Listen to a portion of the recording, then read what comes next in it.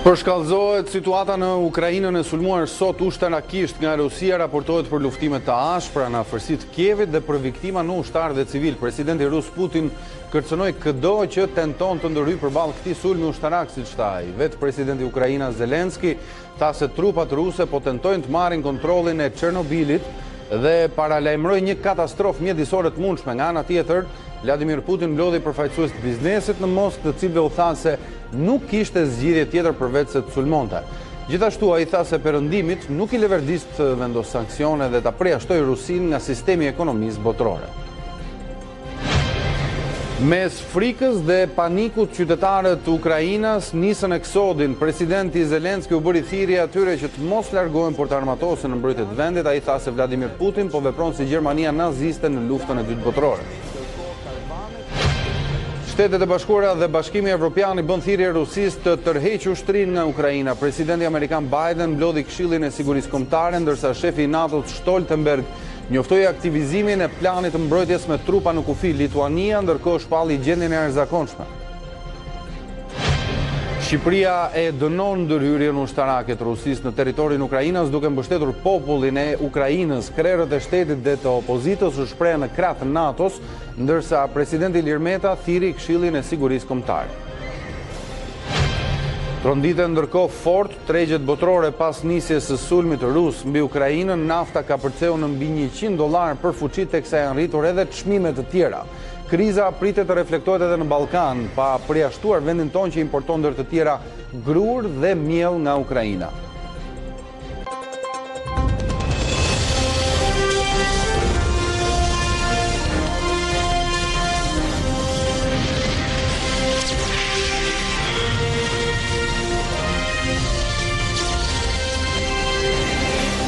Zonja e Zotëri, mirëmbrëma, unë jam Arlin Disa, ju përshëndes nga Ditari mbrëmjes këtu në A2CNN. Do të flasim tani për zhvillimet kryesore të ditës së sotme, të cilat sigurisht që nisin me atë se çfarë po ndodh në Ukrainë.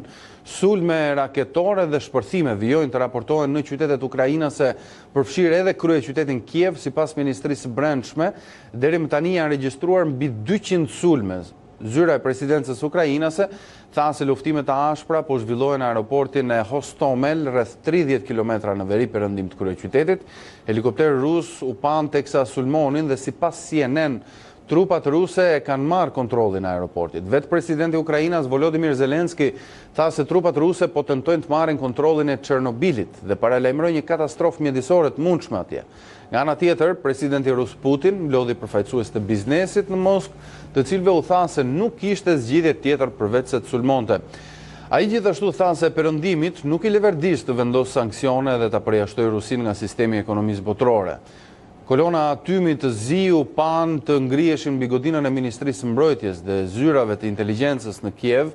Megjithatë, ndërtesa është e padëmtuar dhe tymi besohet se vjen nga një zjarr i madh pranë saj.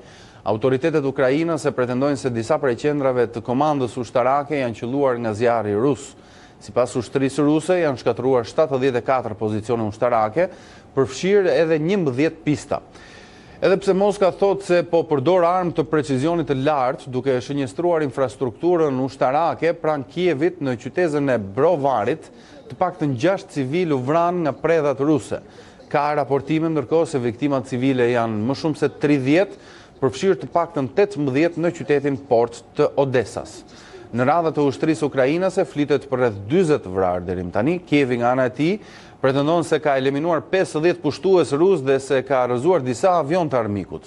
Presidenti bielorus Aleksandr Lukashenko ndërkohë njoftoi se mund të marrë pjesë në pushtimin e Ukrainës bashkë me Rusinë nëse kjo do të jetë e nevojshme. Gjendje maksimale alarmi në shtetet e Europës lindore me Lituaninë dhe Moldavinë që shpallën gjendjen e jashtëzakonshme.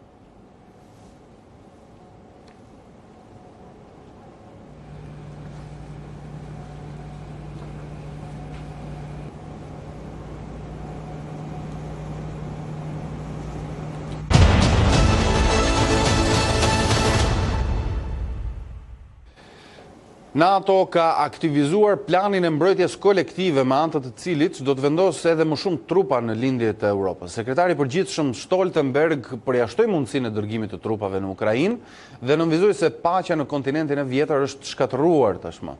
Më i drejtë për drejtë ishte kryeministri britanik Boris Johnson, që e konsideron presidentin rus Putin një diktator dhe nuk përjashton përdorimin e ushtrisë kundër tij. Paqja në kontinentin tonë është shkatëruar. Tani kemi një luftë të shkallës së gjerë në Europë, e cila menduam se i përkiste historisë. Është një moment i rëndë për sigurinë e Europës. Rusia me sulmin e pajustifikuar dhe të paprovokuar në Ukrainë po vendos në rrezik të pafajshme. Ky është një pushtim i qëllimshëm, gjakftohtë dhe i planifikuar prej kohësh, pavarësisht gënjeshtrave, mohimeve dhe dezinformimit të Kremlinit. Rusia po përdor forcën në përpjekje për të rishkruar historinë dhe t'i mohojë Ukrainës lirinë dhe pavarësinë. Ne do të shtojmë dhe poshtojmë prezencën tonë në kahun lindor të aleancës dhe sot aktivizuam planin e mbrojtjes të NATO-s, që i jep autoritet komandantëve që të zhvendosin forcat që u duhen. Nuk ka trupa luftuese të NATO-s brenda Ukrainës. Ne kemi bërë të qartë se nuk kemi ndërmend të dërgojmë trupa në Ukrainë.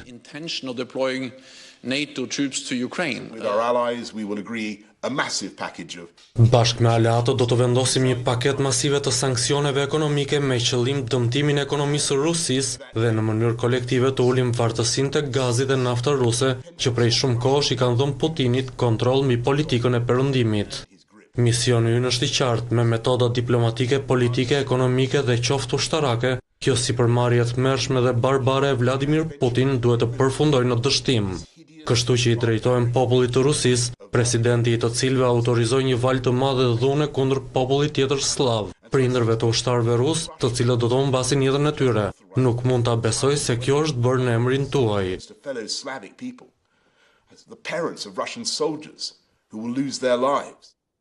Bashkimi Evropian premton sanksionet më të rënda deri më tani kundër Rusisë në kundër përgjigjet e atij që e quan sulm barbar. Do të ndjekim tani fjalën e presidentes Komisionit Ursula von der Leyen dhe shefit të diplomacisë së bllokut, Josep Borrell. Early this morning, Russian troops invaded Ukraine. Këtë mëngjes trupat ruse pushtuan Ukrainën, një vend i lirë dhe sovran në qendër të Europës. Gratë të pafajshme, burra dhe fëmijë po vdesin ose kanë frikë për jetën e tyre. Ne dënojmë këtë sulm barbar dhe argumenta cinike për ta justifikuar atë.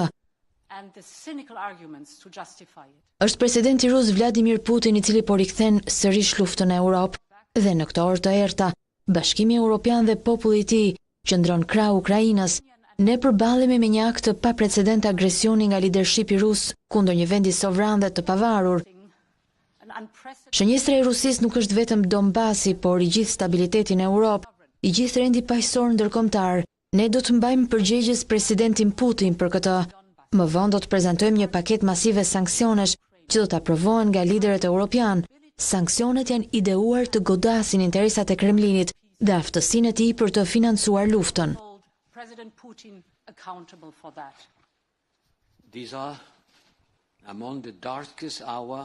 Këto janë mesorëve më të errta për Europën që prej fundit të luftës së dytë botërore. Një fuqi e madhe bërthamore ka sulmuar një vend fqinj dhe po kërcënon me reprezalje çdo shtet që do të përpiqet ta ndalë.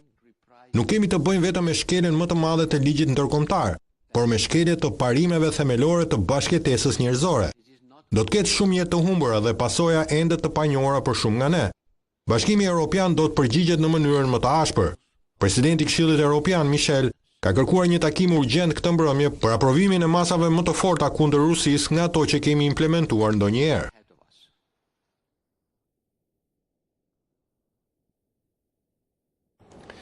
Bota u zgjua e tmerruar këtë të njëjtë kur paralajmërimi për një luftë të re në qendër të Evropës u bë realitet. Presidenti rus urdhëroi nisjen e operacionit ushtarak në Ukrainë, ndërsa shpërthime të shumta u dëgjuan në qytete të ndryshme të vendit, përfshirë edhe Kievin.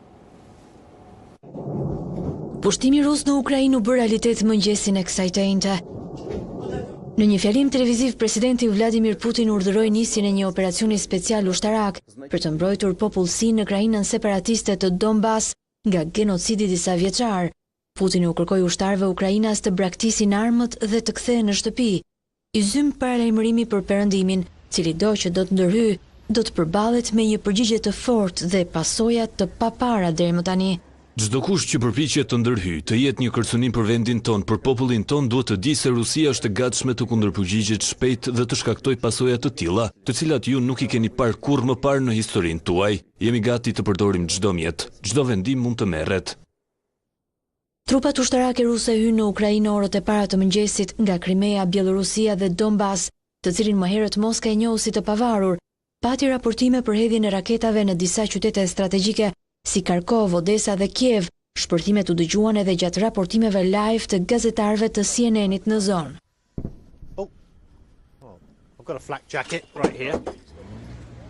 Ukraina akuzon Rusin për nisjen e një lufte të plotë dhe i bën thirrje komunitetit ndërkombëtar ta ndalë me çdo mjet të mundshëm.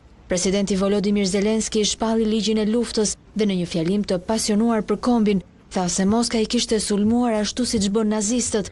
Ai u kërkoi ukrainasve që munden t'i bashkohen luftës për mbrojtjen e sovranitetit.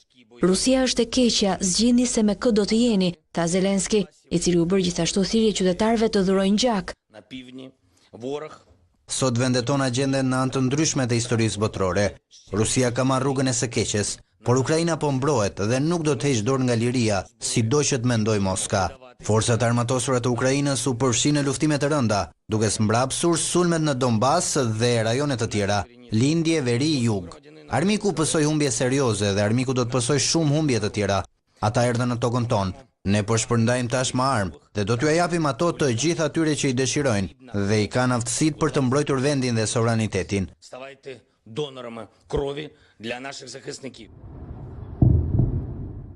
Por Rusia pretendon se nuk do të godasin me raketa apo artilleri qytetet dhe civilët në Ukrainë. Autoritetet në Moskë thanë se janë goditur bazat ajrore dhe infrastrukturë tjetër ushtarake dhe hedhin poshtë pretendimet e Kievit se janë rrëzuar disa avion të Rusisë. Nga qytetet e Ukrainës se vijnë pamje të radhëve të gjata me automjete, ndërsa qytetarët përpiqen të largohen drejt perëndimit, dëgjohet zhurma e sirenave dhe shihen imazhe të qytetarëve që luten, gjejnë strehim nëpër metro apo turen drejt bankomateve. Ukraina ka mbyllur hapësirën ajrore dhe imazhet të trafikut ajror ndërkombëtar tregojnë qiellin bosh mbi Ukrainë dhe Rusi. Imazhet e qytetarëve të plagosur apo që vajtojnë të dashurit e vrarë nga raketat ruse tregojnë fytyrën e vërtet të luftës që nisi sot në Ukrainë. Këto imazhe të dhimbshme që vijnë nga Ukraina tregojnë fytyrën e vërtet të luftës që shpërtheu dhunshëm në Rusi në orët e para të sejntes. Moska thot se po shënjestron vetëm infrastrukturën ushtarake, por dhjetra civil raportohen të kenë humbur jetën deri më tani, e shumë të tjerë kanë mbetur të plagosur. Foto tregojnë qytetarë me fytyrën e mbuluar me gjak, me plag në trup dhe gjymtyr. Në qytetin lindore të Ukrainës Çuguiv, një djalë shfaqet teksa vajton mbi trupin e të atit, me stranojave që la pas raketa ruse, e cila goditi një godinë rezidenciale. Mes viktimave të sulmit në rajonin e Kharkov, thuhet të jetë edhe një i mitur. Pamje tronditëse të pushtimit u dokumentuan online, me video të asaj që besohet të jetë një raket kruz që godiste aeroportin Ivano-Frankivsk në perëndim të Ukrainës. Një tjetër video tregon momentin kur një predh bie pranë një ciklisti në Uman në qendër të Ukrainës.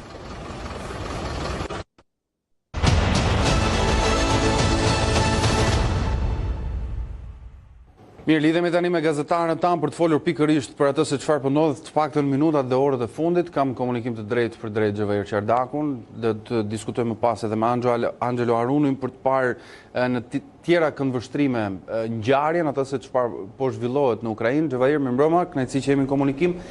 Aktualisht sa i takon asaj që raportohet si në kontekstin politik, po edhe në terren, çfarë thuhet, çfarë raportohet nga Ukraina në momentet që flasim?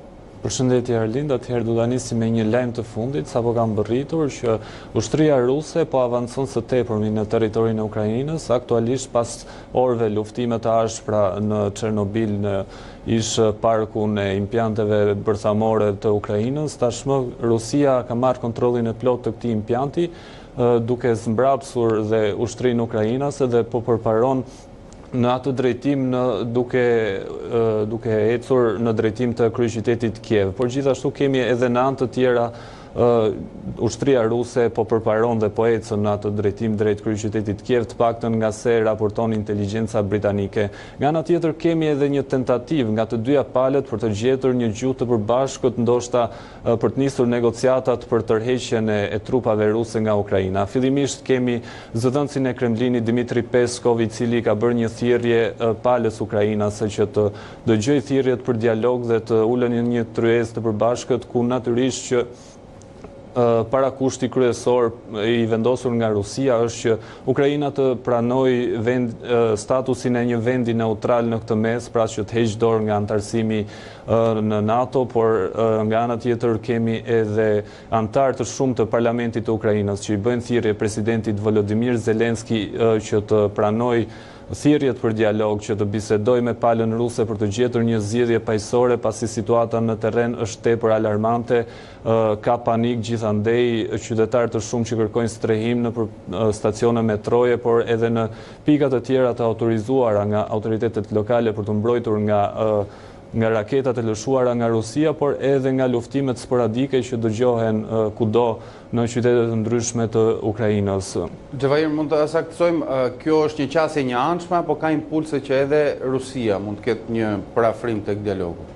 Faktikisht është një qasje dy anshme. Kemi edhe reagimin ose ofertën fillimisht të Kremlinit, pra të Rusisë për të ulur në një tryezë dialogu, për ta zgjidhur këtë në një mënyrë paqësore me negociata dhe bisedime, por kemi nga ana tjetër edhe thirrjen që vjen nga parlamenti i Ukrainës. Megjithatë, presidenti Volodymyr Zelenski ende nuk ka sinjalizuar nëse do të pranojë një kërkesë të tillë, pra që të ulet në një tryezë, ndoshta jo të ulet në një tryezë, por qoftë edhe të bisedoj si nga ana telefonike, por edhe me anë të diplomatëve të ndryshëm për të gjetur një gjuhë të përbashkët, paktën me pushtuesin në këtë rast që është ushtria ruse me në krye presidentin Vladimir Putin. E qartë. Si që thash, në mënyrë të bisedës me kolegun Qardaku, do të komunikojmë për të kuptuar në disa këndvështrime të gjithë ngjarjen e sotme që kulmon me marrjen e centralit famshëm Chernobyl dhe siç flitet gjerësisht ka një domethënie të gjerë, ka një domethënie shumë të fortë, kapja ose le të themi afrimi i forcave të armatosura ruse atje. Shkojmë tek Angelo Arunit, cilin siç e shihni kam gjithashtu në komunikim për të parë dhe për të kuptuar grafikisht ku ndodhet dhe ku raportohen dy luftime, le të themi deri në momentin që flasim. Angelo, të përshëndes. Atëherë, si hyri ushtria ruse sot në mëngjes? Dhe për të rikthyer momentit se si nisi ky ekspansion, ky evazion i Rusisë në Ukrainë, duhet të shohim le të themi pikat e hyrjes kryesore për nga nisi dhe sulmi. Forcat ruse kanë ardhur kryesisht së pari përmes rajonit të Donbasit, i cili ishte shpallur si një republikë e pavarur, autonome, një lloj çfarë ndodhi dhe me Krimen, dhe përmes trupave të cilat ishin pro-ruse në këtë pjesë tashmë të Ukrainës, u lejua aksesi tyre i lirë fare. Pra shohim pjesën lindore të Ukrainës përmes kufirit me Rusin, pranë zonave të Luhanskut dhe Donetskut, hyn forca trupat ruse ushtarake në mënyrë të thuajse të pandalur nga asnjë ushtar, nuk pati as viktima në këto rajone, të paktën raportimet e orëve të para. Por ajo çfarë nisi realisht sulmin ishin bombardimet ajrore në zonat e në qendrat pikat kryesore strategjike ushtarake, qoftë pranë kryeqytetit Kievit, por po ashtu edhe në zonat e tjera në qytetet e tjera. Kemi ilustruar me ngjyrë të kuqe të gjitha zonat që kanë pasur qoftë baza strategjike ushtarake, qoftë magazina të mëdha, qoftë mbrojtjet ajrore ku Rusia sigurisht donte të paralizonte që në fillim të kësaj betejë ndaj Ukrainës. Dhe këto janë zonat më të kuqe, por janë mbi 200 sulme të tilla, kështu që do të fokusohemi tek zonat kryesore. Një tjetër le të themi kanal që shfrytëzoi Rusia ishte përmes Bielorusisë. Po ashtu të pandalur edhe në këtë aspekt, ata hynë dhe këtu le të themi ka vazhduar i gjithë avancimi që po ndodh tani, tashmë teksa edhe Kievi vazhdon që të jetë i rrethuar. Këto trupat kanë hyrë qoftë përmes kufirit direkt në Bielorusinë, por qoftë përmes kufirit direkt rus me Ukrainën, aty ka pasur edhe konflikt, le të themi tensione dhe përplasje të trupave derisa kanë avancuar në pranitë të Kievit, por ndryshe nga kufiri me Bielorusinë, pra kanë hasur në rezistencë. Së fundmi, mos harrojmë edhe pjesën jugore, mos harrojmë Krimen, e cila ishte aneksuar që prej vitit 2014 tashmë, trupat pro-rus atje, apo le themi rusë në tërësi, lejuan le themi në mënyrë fare të lehtë kalimin drejt pjesës qendrore të kontinentit dhe drejt qendrës Ukrainës. Këtë është mënyra se si u sulmua dhe tashmë teksa orët avancojnë, teksa betejë avancojnë, sigurisht që edhe betejë paraqitet diçka më ndryshe. Me ngjyrë të kuqe kemi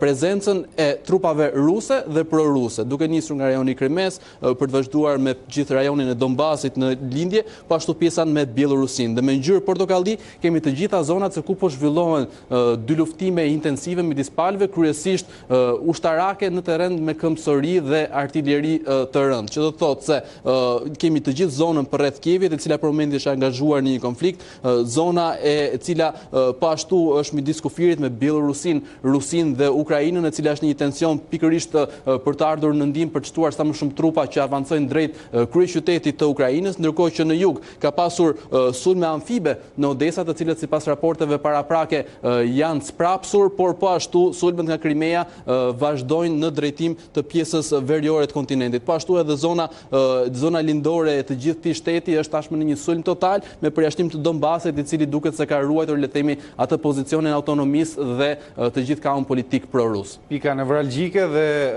le të themi hotspotet që Angelo Aruni po na tregon janë aty ku Rusia nëpërmjet strategjisë së saj ka menduar të godas pikat e rëndësishme strategjike, sidomos në kontekstin militar ushtarak të Ukrainës, po ndërkohë në kontekstin politik Xhevair besoj sot ka patur reagime të gjithë liderëve globale, apo jo? Kemi presidentin Biden që ka reaguar, Unioni Evropian gjithashtu në orët e pasdites dhe në mbrëmjes, çfarë ka ndodhur?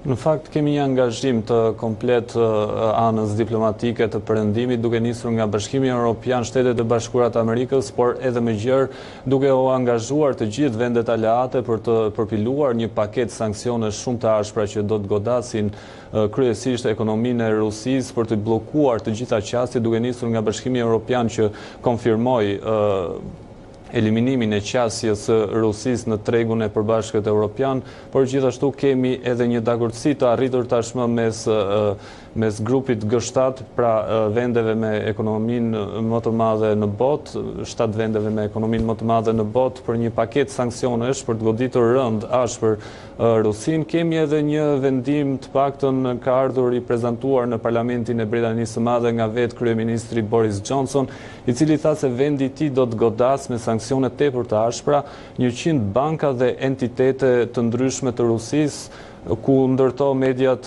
citojnë që është edhe presidenti i klubit të futbollit Chelsea në Angli, Roman Abramovich, megjithatë kjo mbetet për të konfirmuar zyrtarisht, por kemi edhe veprime të tjera që po merren aktualisht, por shqyrtohen në Këshillin e Sigurisë të Shteteve të Bashkuara të Amerikës, të thirrur nga presidenti Joe Biden, i cili nga momenti në moment pritet që dalë dhe të shpallë sanksionet dhe ato entitete apo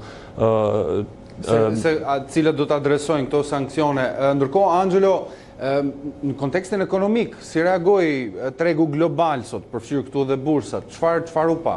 Absolutisht, teksa reagimi i parë ishte që NATO nuk mund të ndërhyjë, që do duhet vendosim vetëm sanksione, sigurisht që perëndimi do të duhet të lëndoj veten e tij për të paralizuar ekonomikisht Rusinë. Është vetëm një mënyrë, është e pashmangshme që edhe bota perëndimore të preket, dhe sigurisht që bursat e kanë reflektuar që në momentin e parë të nisjes së këtij sulmi, duke nisur me bursat aziatike për të vazhduar më pas me bursat europiane dhe ato amerikane. Për momentin Dow Jonesi ka rënë me gati 2%, bursat amerikane e kanë reflektuar me njëherë edhe pse jemi akoma në kulmin e transaksioneve të ditës. Pashtu bursat aziatike kanë reflektuar me një rënje -1.81%, Japonia -3.2%, Hong Kongu, Londra pashtu -4% gati dhe Gjermania. Pra edhe bursat europiane dhe ato perëndimore janë në një modalitet krize. Të vetmet që po hasin, le të themi, që kanë pasur një rritje, siç e dim mjaft mirë, kanë qenë komoditetet. Pasi në momente krize bota i drejtohet gjithmonë arit, qoftë ai ari fizik, qoftë ari i zi, nafta në këtë rast për shkak të mungesës së furnizimit që pritet. Dhe të gjitha mineralet energjetike, po ta shohim kanë një rritje dyshifrore, që do të thotë që bota do t'i afrohet një krizë energjetike, një shtrenjtimi të çmimesh vetëm për shkak të sanksioneve që mund të vendosen për shkak të këtij konflikti. Në vetveten nafta ka prekur në $96.69 për çmimin le të themi të përpunuar, jo dollar për fuqitë të indeksit Brent, pasi jemi në kuotën $104.9 për fuqi, që do të thotë një rekord historik të paktën 7 viteve të fundit. Kemi gazin i cili është rritur me 4%, ari i cili ka një rritje të vogël, por që tendenca është që të rritet edhe më tepër gjatë ditëve në vijim, po ashtu edhe të gjitha materialet e tjera, dhe të mos harrojmë së fundmi edhe drithrat, misrin, dy le të themi mallra kryesore të cilat vijnë nga Rusia dhe furnizojnë pjesën më të madhe të botës. Por jo vetëm këtu, ndikimi sigurisht që ka vijuar le të themi përgjatë të gjithë sferës ekonomike dhe të gjithë bursave. E shohim të gjitha le të themi segmentet e industrisë së rënd, të tregtisë, të teknologjisë që kanë pësuar një rënje, po ashtu edhe valutat virtuale kanë pasur një rëndje gjatë këtyre ditëve, i gjithi efekt si pasojë e tensioneve, teksa presim që edhe këto sanksione ekonomike të prezantohen, çka do të bëjnë që ditën e nesërme bursat reflektojnë ndoshta një rënje edhe më të thellë se sa sot. Mirë, për të kuptuar përtej këtyre se çfarë diskutova me kolegët e mi Angelo Aruni dhe Xhevair Qerdaku, do të ftojmë bisedë, na bashkohet në këtë temë për cilën e po flasim, jo vetëm ne në fakt, por media mbar botrore, profesor Drilon Gashin, analist dhe studiues i shkencave politike, për të parë në fakt se çfarë do të ndodhë më tej nëse mund të bëhen parashikime, por ama për ta ngushtuar disi në kontekstin ballkanik. Zotë Gashi, mirëmbrëma, kënaqësi që jemi në bisedë. Mirëmbrëma juve, është rëndësi për. Unë po marr shkas nga kolegët, cilët na sollën informacionet fundit për një qasje dypalshe, qoftë nga Ukraina, qoftë ruse, për të kanalizuar tek rruga e dialogut. Ju gjykoni se kjo mund të, le të themi, mund të materializohet dhe të ketë sukses?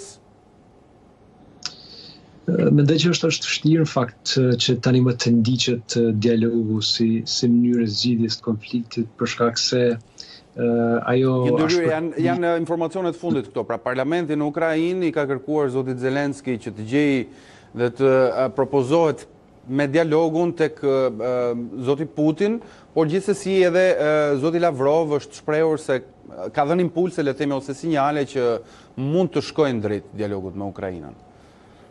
Po, kjo është gjithsesi një zhvillim interesant, do të thoja, që shkon kundër paksa vrullit që kemi parë deri më tash, meqense se fillimisht sulmi, pra pushtimi i Rusisë ndaj Ukrainës ka qenë më i ashpri, i cili është para pa, edhe janë shkëputur kontaktet diplomatike, siç e dini nga dita e djeshme, me këto zhvillime sigurisht po ecën shpejt. Besoj që Ukraina tashmë po kërkon në rafshën e parë që të shtojë forcat e saj ushtarake për t'ju bërë ballë Rusisë me ndihmën e miqve të saj, dhe njëkohësisht me anë të sanksioneve që përmendet kolegët tuaj, të dobësohet më tepër ekonomia ruse dhe ajo të jetë një lloj kundër nxitse për Rusinë që të ndalë hovin që ka marrë.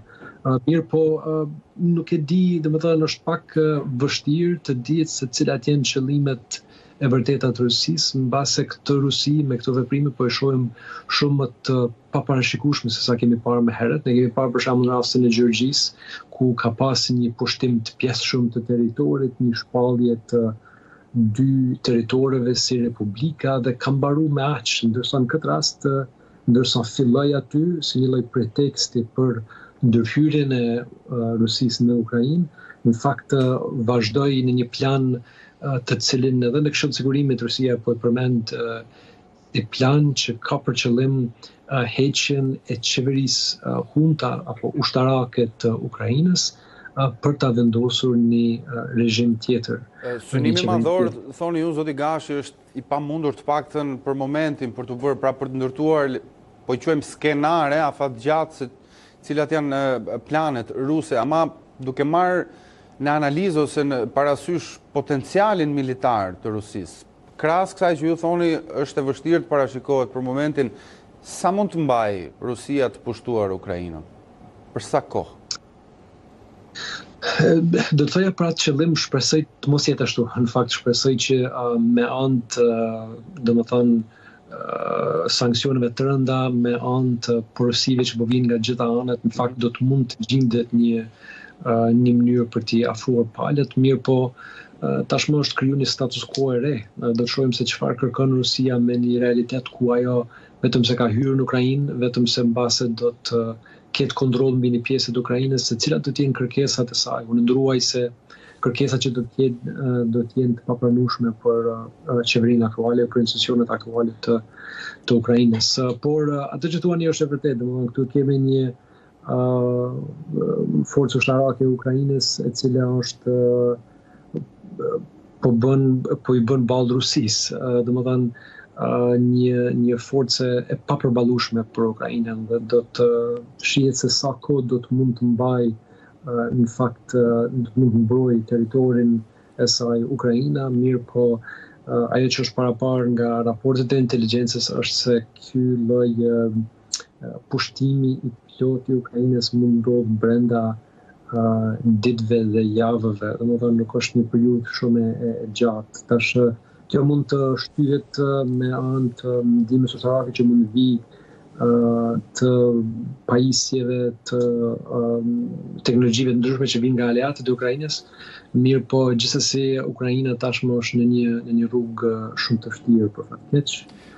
Mirë po do të shihet, unë kam shpresë se sanksionet do të jenë më të ashpra tashmë se sa ato që kanë ndodhur në rastet e mëhershme. Zoti Gashi, unë do t'ju ndërpres vetëm për fare pak, do të qëndrojmë komunikim së bashku, të futemi komunikimin tonë, sepse zoti Meta, presidenti i Shqipërisë, është në përfundim dhe në një dalje publike pas Këshillit të Sigurisë. Për shkallëzim i paprovokuar dhe i pajustifikueshëm përbën shkelje të rëndë të drejtës ndërkombëtare, kartës së OKB-s, marrëveshjes së Minskut, memorandumit të Budapestit dhe minon sigurinë dhe paqen në mbar Europën.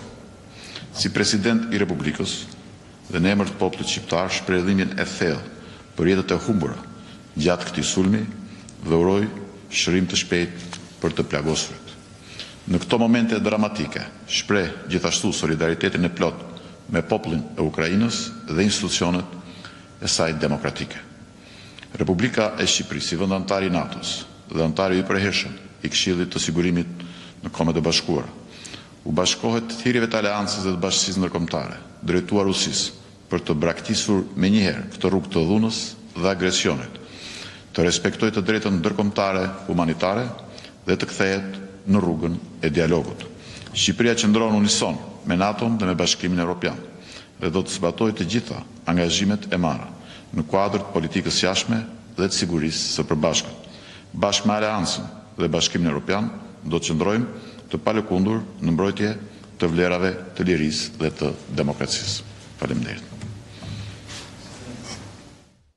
Kjo deklarata e presidentit Shqipërisë Ilir Meta, vendi ynë është pozicionuar qartë në mbështetje të Ukrainës, krah vendeve të perëndimit, si një vend gjithashtu që synon antarësimin në Bashkimin Evropian dhe vend antar i NATO-s. Unë ndërkohë i rikthehem bisedës me zotin Drilon Gashi, ndër skenarët që të shojnë në një edhe më të madh, zoti Gashi, edhe më të frikshëm është nisja e një lufte ndjes në lokacione dhe njolla të ndryshme në botë, dhe disa analistë kanë guxuar të fusin dhe një skenar ku Kina godet Tajvanin, pra çon më tej pretendimet e saj. Kjo do të sillë një rrëmuj, po e themi kështu thjesht, një rrëmuj shumë të madhe globale. Shihni ju një mbështetje dhe një koordinim midis këtyre dy superfuqive, Rusisë dhe Kinës, dhe çfarë skenari në këtë këndvështrim mund të bëhet?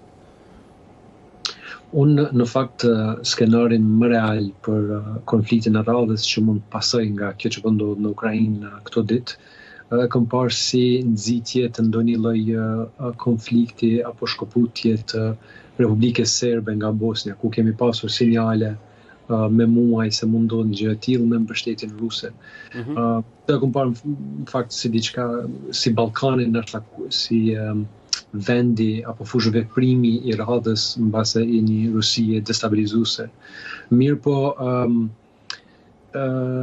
kjo që thuani ju, gjithsesi do të thoya se për fat keq është e mundshme në rendin botëror në të cilin jemi tashmë, ku po shihet se një shtet autoritar, por i vendosur, mund të thej rregullat që kanë vënë institucionet ndërkombëtare, norma që kanë vënë institucionet ndërkombëtare për të realizuar interesat e saj dhe nuk ka një kundërshtim të prekshëm nga komuniteti ndërkombëtar për këto veprime.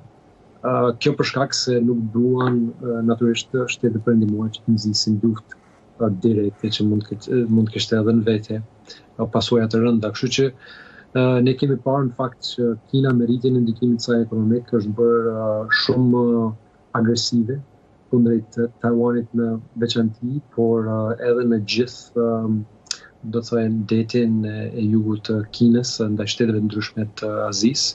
Kështu që unë nuk kam përcjellur, domethënë që një skenar i tillë është i mundshëm, por nga shëmbja e rendit botëror, nga brishësia që shohim të perëndimit në këto qaste, mendoj se për fat keq ekziston kjo hapësirë për agresion tjetër nga këto fuqi të mëdha dhe shtete autoritare.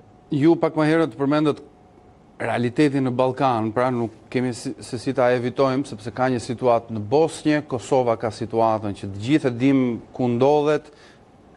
Shihni me shqetësim një rritje të oreksit serb në këtë kontekst ku ndodhemi, pra dim marrëdhënien e Serbisë me Rusinë aktualisht, ama duke marrë shumë faktorë, si këto situata që unë përmenda pak më sipër, është rritur, le të themi, një koeficient për rrezikshmërinë e stabilitetit në rajonin tonë?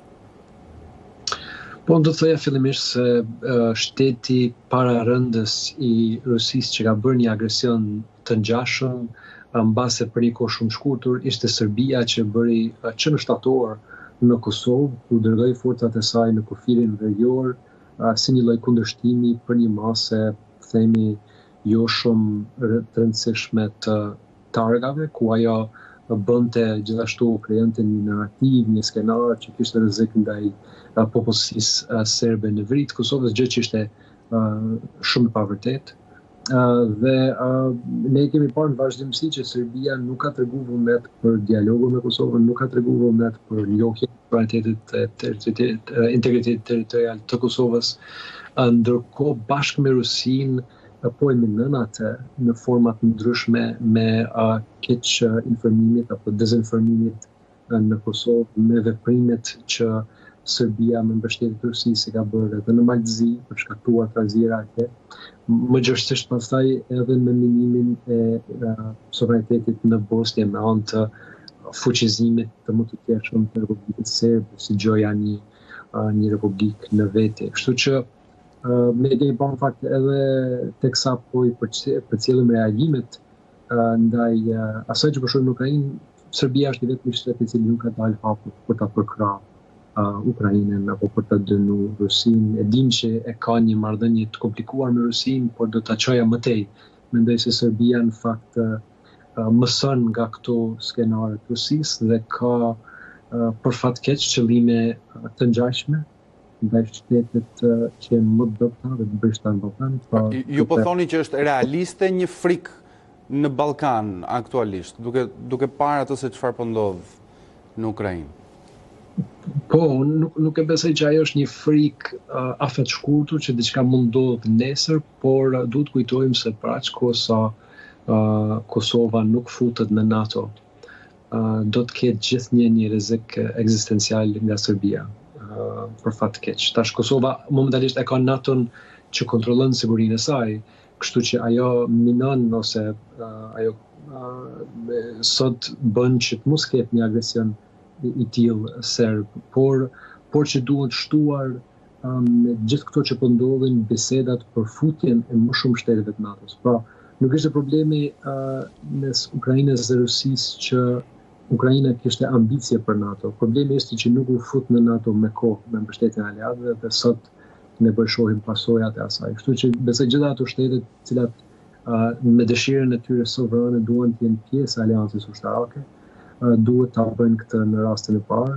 Kosova ka problemin me 4 shteteve anëtare të NATO-s që mos njohëse, por që politika jashtme e Kosovës duhet të orientohet në këtë drejtim, duhet bëhet një kërkesë e tillë në vazhdimsi ndaj SHBA-s të shtetet perëndimore dhe duhet përmendet si një qasje jo vetëm e Kosovës, por qasje e gjithë shteteve të rajonit, të cilat janë të kërcënuara, por njëkohësisht janë qartazi në anë të perëndimit dhe duan të jenë pjesë e nacioneve perëndimore, ku bën pjesë është shumë e saktë, ekziston një paralele. Ne mund të themi që me anë 2014 kur është marrë Krimea, më parë kur janë marrë Osetia Jugore dhe Abkhazia në Gjergji, është testuar perëndimin në secilin rast. Me një veprim do të thoja të vrazhd, por jo shumë të rëndë. Dhe në secilin rast nuk ka pasur një kundërpërgjigje e cila do të ndalonte ato lloj interese në të ardhmen. Ne po shohim me Serbinë të njëjtën gjë. Ajo shton bën këso lloj skenarësh në Kosovë me anë të kundërshtimeve që i bën përmes politikanëve që i vendos, me anë të kundërshtimeve që i bën përmes politikanëve që i vendos në institucionet e Kosovës. E them kështu si vendos sepse për fat keq ata nuk janë të zgjedhur në mënyrë më legjitime nga popullsia serbe në Kosovë. Dhe më pas Serbia është atë duke bërë agresionin në kufi me Kosovën dhe duke sjell aty edhe ambasadorin rus, duke thënë fjalë se do të ndërhynte për të mbrojtur popullsinë e saj. Pra secili hap është një lloj hapi i radhës, një shtimi i agresionit dhe një testimi i reagimit perëndimor. Dhe ne kemi pamërësinë pra shumë qartë që me qenë se nuk është ndalur në rrugën e saj, ajo vazhdoi sot me një vërtet një pushtim të paprecedent që ngjan me ato që kemi parë në Ballkan, kundrejt Kosovës, kundrejt Bosnjës dhe vendeve të tjera, por që kanë qenë ekstreme dhe është përkeqardhje që vetëm pas 20 viteve kemi diçka të ngjashme. Serbia po e bën besoj me hapa më të ngadalt, por shumë të gjashëm. Kështu që duhet të dërgohet sinjali i qartë Serbisë se ajo nuk mund të prek sigurinë e aleatëve perëndimor të cilët janë në Ballkan, sidomos të Kosovës. Zotë Gashe, unë ju falenderoj shumë për bisedën që zhvilluam bashkë. Faleminderit juve, është kënaqësi. Shkëputemi ndërkohë për një hapësirë të shkurtër publicitare të nderuar shikues, pas pak do të kthehemi me të tjera informacione.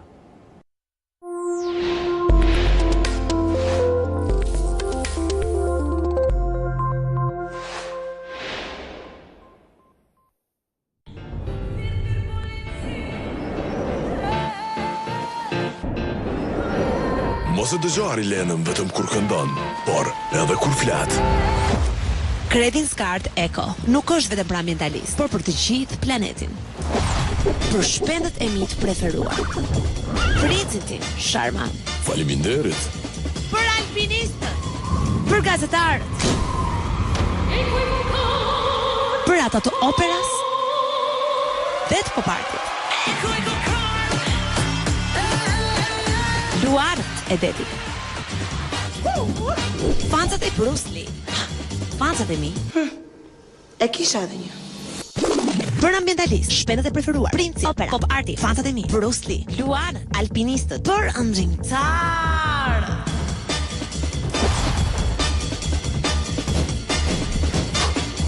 Mbi të gjitha për ata që nuk e besojnë. Me një fjalë, kjo kartë është për të gjitha krijesat që marrin frymë në këtë planet. Credit Card Eco, karta e planetit.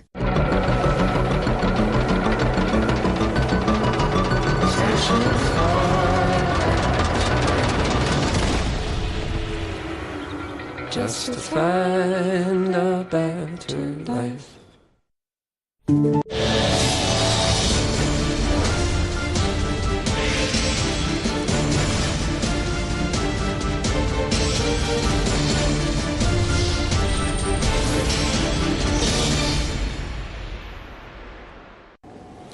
Rikthehemi sërish në transmetim të drejtë për drejtë, më njëherë do të shkojmë me pamje tek deklarata e presidentit të Shteteve të Bashkuara të Amerikës, Joe Biden.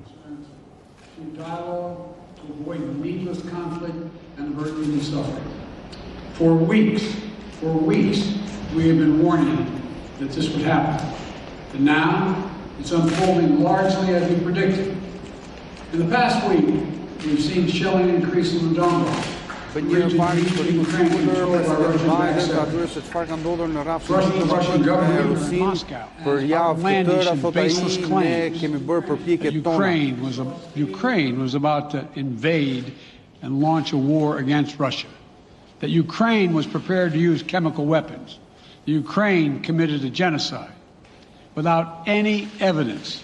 Janë të pavenda pretendimet dhe shqetësimet e rusëve, thot zoti Biden, që në një farë mënyre Ukraina mund të përdorte armë kimike kundër Rusisë apo të ndërmerrte sulme të tjera. At the very moment that the United Nations Security Council was meeting to stand up for Ukraine's sovereignty, to stave off invasion, Putin declared his war. Within moments, missile strikes began to fall on historic cities across Ukraine. Vendimi I Putin për të sulmuar Ukrainën, thot zoti Biden, është marrë pasi Këshilli I Sigurimit të Kombeve të Bashkuara një zëri u çua në këmbë për të mbështetur Ukrainën. Cyber attacks and false pretexts so that there could be no confusion or cover up about what Putin was doing. Putin is the aggressor. Putin chose this war. And now he and his country will bear the consequences. Today I'm authorizing additional strong sanctions and new limitations on what can be exported to Russia. This is going to impose severe cost on the Russian economy, both immediately and over time. We have purposely designed these sanctions to maximize the long-term impact on Russia and to minimize the impact on the United States and our allies. Do të kenë pasojat më njëhershme dhe të shtrira në një kontekst më afatgjat. For months we've been building a coalition of partners representing well more than half the global economy. 27 members of the European Union, including France, Germany, Italy, as well as the United Kingdom, Canada, Japan, Australia, New Zealand and many others to amplify the joint impact of our response. Sa I takon sanksioneve, thot presidenti Biden, ka një koalicion, siç e quan ai, I cili përfaqëson gjysmën e ekonomisë globale, çka përshkruan sipas fjalëve të presidentit atë se çfarë pret Rusinë tashmë, pra serioziteti I këtyre sanksioneve. Stunt the ability to finance and grow the Russian military.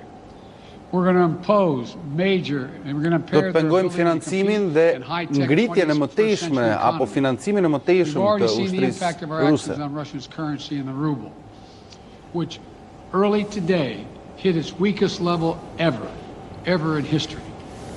Sanksionet do të prekin direkt monedhën ruse, rublën, e cila sot, siç thot presidenti amerikan, ka arritur nivele shumë të ulta, çka përshkruan dhe situatën apo ndikimin e menjëhershëm të sanksioneve që kanë hyrë në fuqi. We've cut off Russia's largest bank, a bank that holds more than 1/3 of Russia's banking assets by itself. Cut it off from the U.S. financial system. And today, we're also blocking 4 more major banks. That means every asset they have in America will be frozen. Asetet ruse në Shtetet e Bashkuara do të ngrihen dhe një nga ndërhyrjet që I takon sistemit bankar ka prekur të paktën deri tani 1/3 e llogarive bankare të gjithë shtetit rus. Russian elites and their family members that were sanctioned as well. Do të preken elita ruse, familjarët e tyre. Personally gained from the Kremlin's policies and they should share in the pain. We will keep up this drumbeat of those designations against corrupt billionaires in the days ahead. On Tuesday, we stopped the Russian government from raising money from U.S. or European investors. Now we're going to apply the same restrictions to Russia's largest state-owned enterprises, companies with assets that exceed $1.4 trillion. Some of the most powerful impacts of our actions will come over time as we squeeze Russians' access to finances and technology. Ne do të shtrydhim, thot presidenti Biden, aksesin rus tek financat dhe teknologjia, vetëm një nga ndërhyrjet ka patur një efekt prej 1.4 trilion dollarësh, thot presidenti amerikan. It will strike a blow to their ability to continue to modernize their military. It will degrade their aerospace industry, including their space program. It'll hurt their ability to build ships, reducing their ability Sanksionet do të ndërhyjnë to tek programet hapësinore, pra po bërë një përshkrim të detajuar presidenti amerikan sa i takon sanksioneve që Shtetet e Bashkuara bashkë me partnerët në perëndim po adresojnë kundër Rusisë. Taking steps to defend our NATO allies, particularly in the east. Tomorrow, NATO will convene a summit. We'll be there to bring together the leaders of 30 allied nations and close partners to affirm our solidarity. Presidenti njofton mbajtjen e një samiti nesër ku do të përfshihen dhe Shtetet e Bashkuara, pjesëmarrja do të jemi aty, thot presidenti, për të njoftuar masa të tjera në raport me mbrojtjen e aleatëve tanë, sidomos në lindjen e Europës. Our forces are not and will not be engaged in the conflict with Russia in Ukraine. Our forces are not going to Europe to fight in Ukraine, but to defend our NATO allies and reassure those allies. Ndërkohë është një njoftim shumë i rëndësishëm. Unë theksoj, thot presidenti, që forcat tona të armatosura nuk do të përfshihen në konflikt brenda në Ukrainë, pra nuk do të ketë ushtar amerikan apo të NATO-s brenda territorit të Ukrainës, aty ku kemi parë luftën e nisur nga Rusia sot. The United States and every NATO ally will meet our Article 5 commitments, which says an attack on one is an attack on all. Por do të jemi në këmbë për të zbatuar artikullin 5 të traktatit kryesor të NATO-s, i cili parashikon angazhimin e të gjithë shteteve aleate, pjesëmarrë anëtare të NATO-s zyrtare në momentin që një shtet preket. I've authorized deployment of ground and air forces already stationed in Europe to NATO's eastern flank allies, Estonia, Latvia, Lithuania, Poland and Romania. Njofton një angazhim zoti Biden aktual, i cili po ndodh dhe këto në momente në vendet Balltike, në Lituani, në Estoni dhe në zonën aty afër.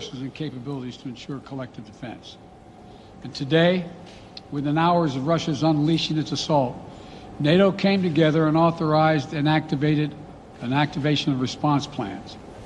This will enable NATO's high readiness forces to deploy and when and where they are needed, protect our NATO allies on the eastern boundaries of Europe. And now I'm authorizing additional U.S. force capabilities to deploy to Germany as part of NATO's response, including some of the U.S.-based forces that the Department of Defense placed on standby weeks ago. Njofton një lëvizje të trupave të armatosura në raport me territorin gjerman, zoti Biden, në kuadër të NATO-s, flasim gjithnjë. Detajet për këtë mbeten për të kuptuar. Pra, flet gjatë gjithë momenteve, gjatë gjithë kohës zoti Biden në mbështetjet aleatëve në Europën lindore dhe sidomos të vendeve anëtare të NATO-s. You know, we're taking active steps to bring down the cost, and American oil and gas companies should not exploit this moment to hike their prices to raise profits. You know, in our sanctions package, we specifically designed... Një apel mjaft interesant ky, duke qenë se ka një farë aktualiteti dhe në vendin ton, presidenti amerikan bën një thirrje që kompanitë e hidrokarbureve që funksionojnë në territorin amerikan, korporatet e mëdha në Shtetet e Bashkuara të Amerikës, të mos shfrytëzojnë momentin e këtij konflikti që ka goditur dhe ka dhënë ndikimet e tij në ekonominë globale për të rritur përfitimet e tyre duke ngritur çmimet. The United States will release additional barrels of oil as conditions warrant. I know this is hard and that Americans are already hurting. I will do everything in my power to limit the pain the American people are feeling at the gas pump. This is critical to me. But this aggression cannot go unanswered. Ky agresion nuk mund të vijojë më tej dhe unë do të bëj çdo gjë që kam në dorë, thot zoti Biden, sa i takon prekjes në shumë rrafshe të qytetarëve amerikanë. Ky moment për mua është shumë i ndjeshëm, thot zoti Biden. If Russia pursues cyber attacks against our companies, our critical infrastructure, we are prepared to respond. For months, we've been working closely with the private sector to harden our cyber defenses. Nëse do të ketë sulme kibernetike ndaj korporatave apo pikave nevralgjike në shtetet e Amerikës, ne do të përgjigjemi, thot zoti Biden. And I assured him that the United States, together with our allies and partners in Europe, will support the Ukrainian people as they defend their country. We'll provide humanitarian relief to ease their suffering In the early days of this conflict, ndihma humanitare do të drejtohen drejt Ukrainës, thot presidenti, i cili njoftonte bisedën e mëhershme telefonike që ka zhvilluar me liderin e Ukrainës. But history has shown time and again how swift gains in territory eventually give way to grinding occupations, acts of mass civil disobedience, and strategic dead ends. The next few weeks and months will be hard on the people of Ukraine. Putin has unleashed a great pain on them, but the Ukrainian people have known 30 years of independence, and they have repeatedly shown that they will not tolerate anyone who tries to take their country backwards.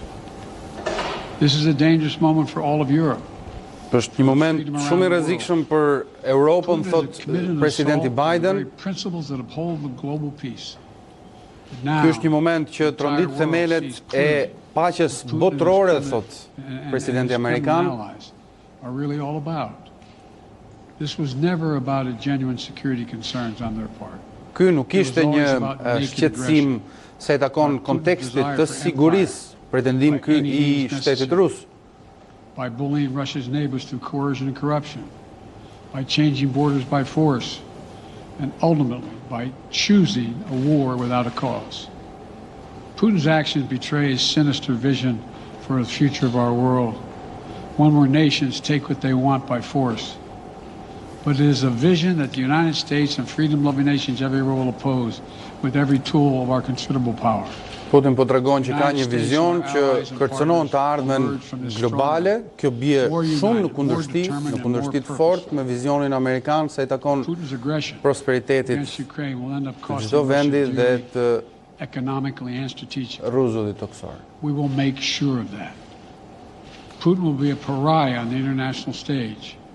Any nation that countenances Russia's naked aggression against Ukraine will be stained by association. When the history of this era is written, Putin's choice to make a totally unjustifiable war on Ukraine will have left Russia weaker and the rest of the world stronger. Liberty, democracy, human dignity, these are the forces far more powerful than fear and oppression.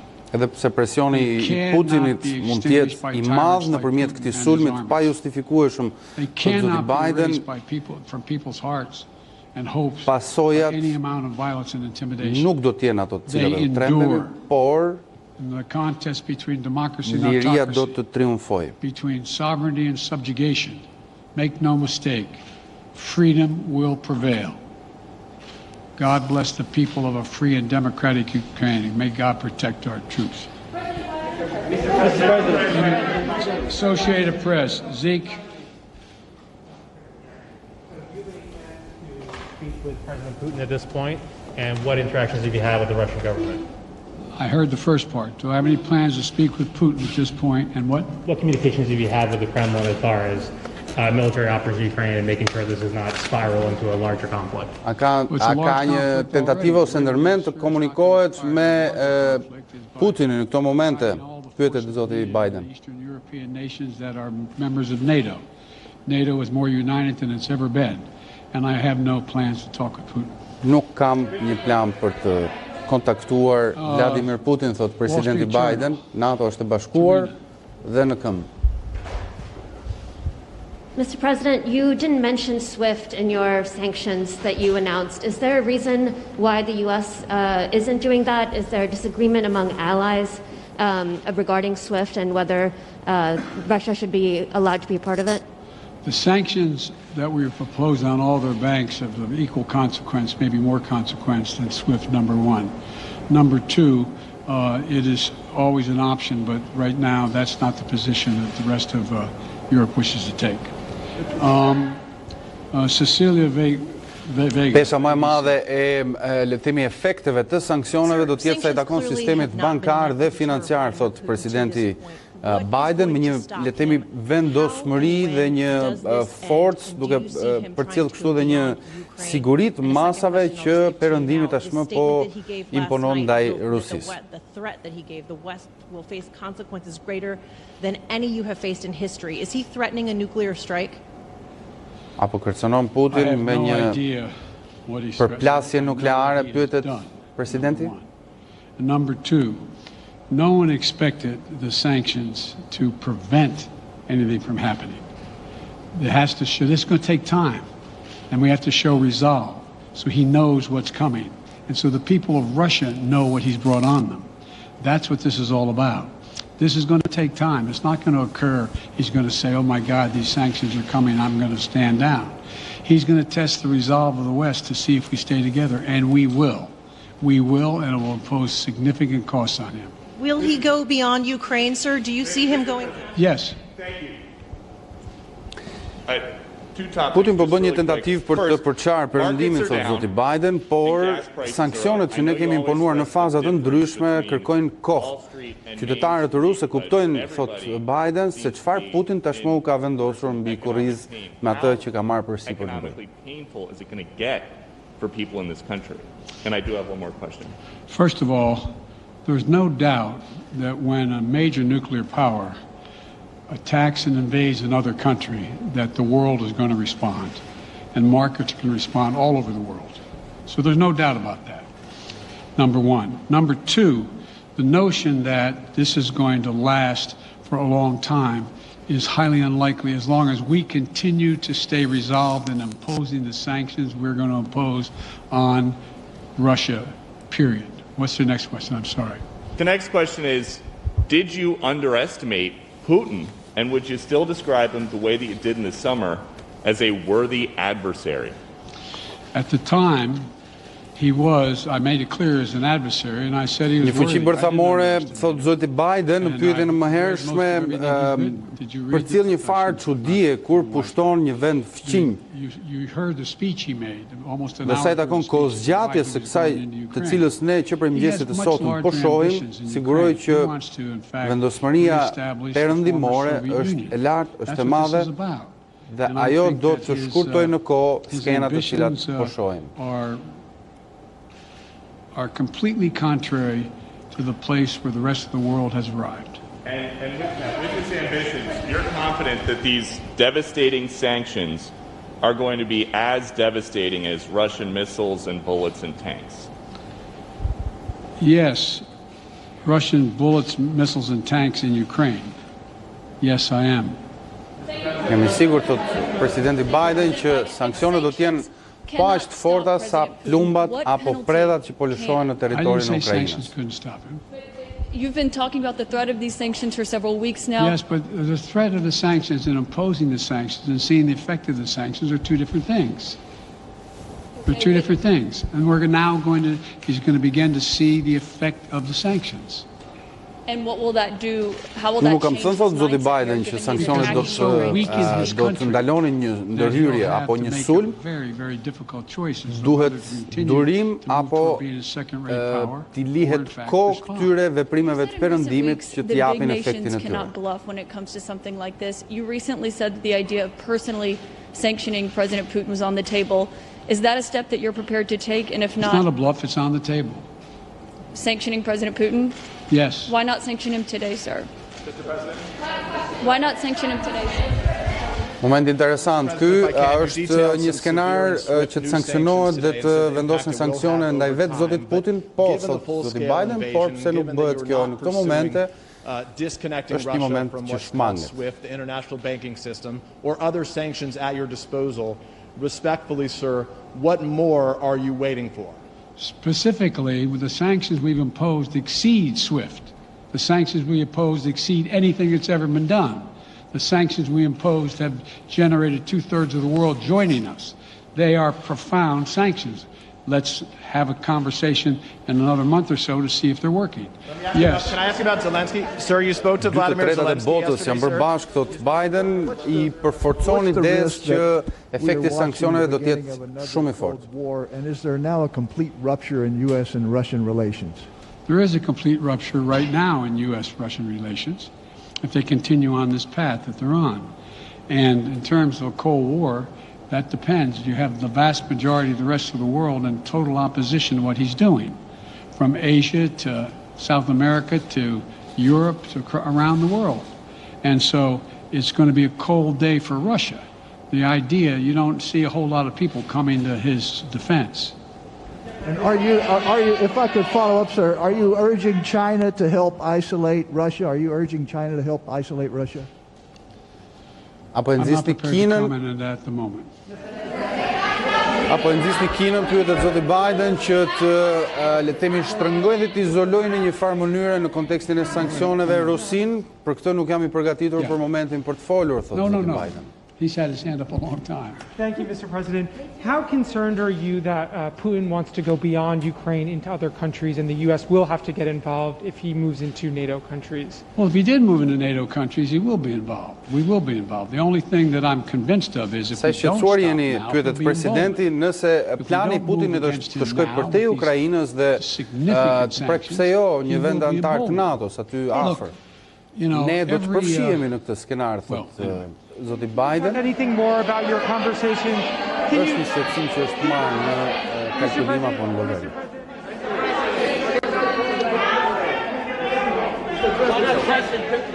Why not sanction Putin directly today? Pse nuk e sankciononi direkt presidentin Putin sot? So India, which is a major defense partner of the United States, is India fully with you on the issue of Ukraine and Russia? Does the Defense Department of the United States... So India is one of your major defense partners. Is India fully in sync with the United States on Russia?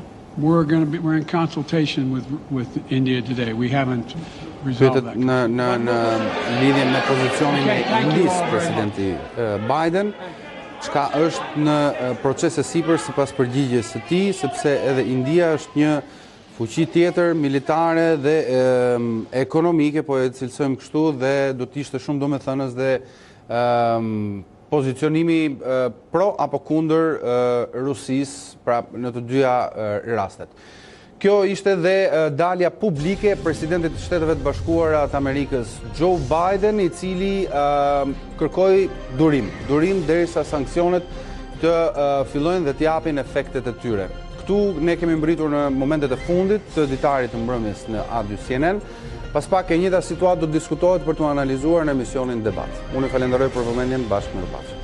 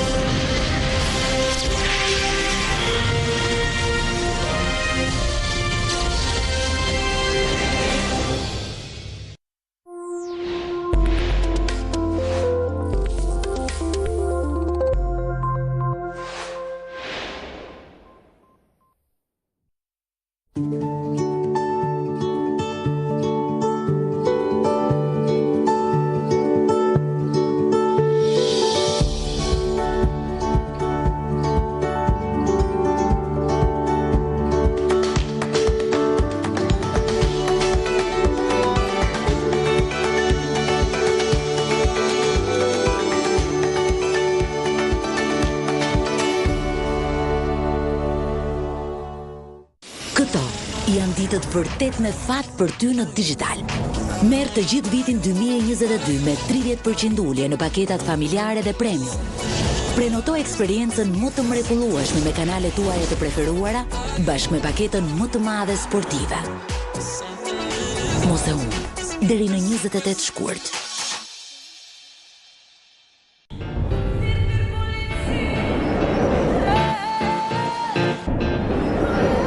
Mos e dëgjo Arilenën vetëm kur këndon, por edhe kur flet. Credit Card Eco nuk është vetëm për ambientalist, por për të gjithë planetin. Për shpendët e mi të preferuar. Për icitin, Sharma. Faleminderit. Për alpinistët. Për gazetarët. Për ata të operas dhe të popartit. Luarët e detit. Fancat e Bruce Lee. Fancat e mi. E kisha edhe një. Për ambientalist, shpendët e preferuar, princi, opera, pop arti, fancat e mi, Bruce Lee, luanët, alpinistët, për ëndrimtarë.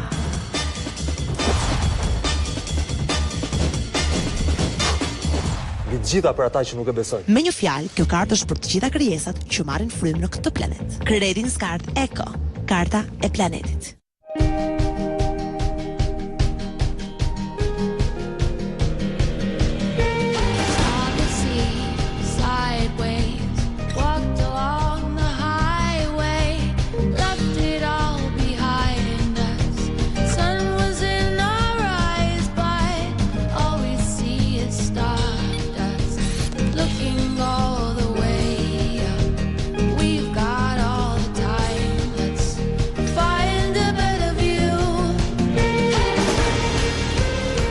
vend pranë teje ku mund të gjesh gjithçka që dëshiron. Këtë 5 vjetor festojmë imazhin ton të ri me 5 ditë aktivitete dhe surpriza.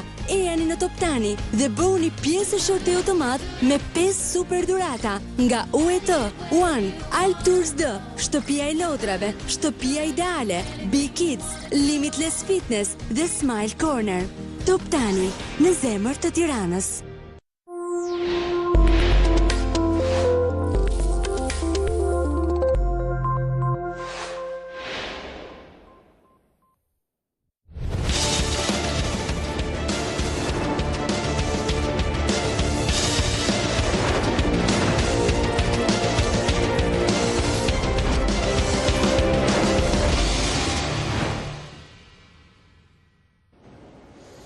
Zonja dhe zotëri, mirëmbrëma, mirë se vini në debat. Presidenti i